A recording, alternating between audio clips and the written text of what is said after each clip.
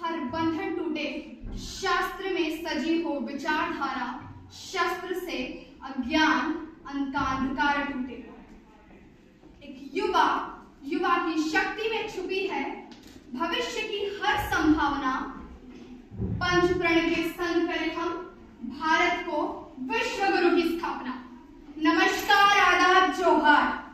मैं एक युवा नागरिक, भारत की एक युवा नागरिक। अगर कोई ढोंग है तो वो ढोंग हूं मैं, अगर कोई सच तो वो सच्चाई हूं मैं, अगर है कोई रिश्ता तो वो अटूट बंधन हूं मैं। और ये जो अत्याचार भ्रष्टाचार है मेरे देश में, उसकी पापी भी मैं, क्योंकि मैं ही तो हूं मेरा देश, भारत देश। मैं हूं भारत।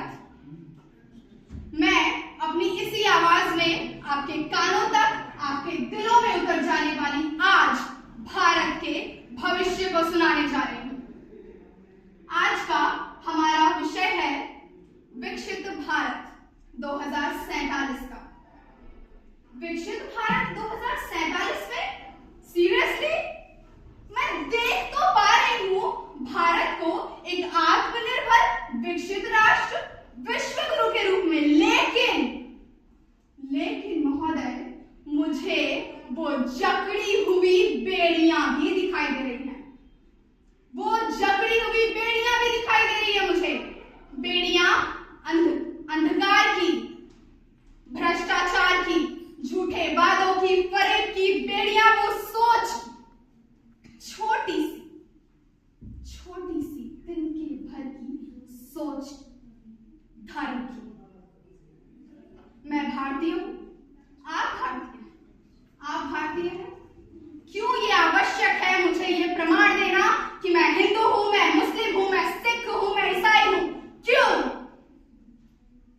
मैं भारतीय हूं?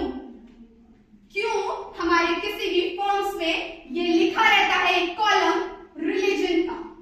क्यों हम भारतवासी किसी फॉरेन कंट्रीज में जाते हैं तो हम खुद को कैसे इंट्रोड्यूस करते हैं? I am Indian and I am proudly Indian. क्यों हम ये एक दूसरे से नहीं कह सकते? भारत ही मेरी शान है, भारत मेरी जात है, भारत मेरा धर्म, भारत ही मेरी विश्वास। भारत प्राचीन काल में अपने आध्यात्मिक और सांस्कृतिक शक्तियों के कारण विश्व गुरु था। भारत ने हमेशा वसुधैव कुटुंबकम अर्थात संपूर्ण विश्व एक परिवार का संदेश दिया। हमारे भारत की संस्कृति कृषि पर आधारित है। आज इतने पढ़े लिखे होने के बावजूद हम भारतीय किसान भाई बहनों को दयनीय दृष्टिकोण से देखते हैं। क्यों? इस सोच को बदलना है। टेक्नोलॉजी की बात करें तो एक युवा एक छोटे से गांव में साधारण से मोबाइल फोन पे काम करते हुए ये सोच रहा है कि कैसे वो भारत को एक विकसित राष्ट्र बनाने में अपना योगदान दे। वहीं दूसरी तरफ एक गैर जिम्मेदार युवा अमीरी के छाव तले कोमल बिस्तर पे उसी स्मार्टफोन से पबजी व फ्री फायर जैसे गेम्स में अपने कीमती समय को चूल्हे में झोंक रहा है। याद करिए, शायद 1947 में हम आजाद हुए थे, है ना? 1947 में हम आजाद हुए थे। पर क्या मैं आजाद हूं? क्या यहां बैठी महिलाएं आजाद हैं? क्या भारत की महिलाएं आजाद है? मैं ज्यादा पीछे नहीं जाऊंगी।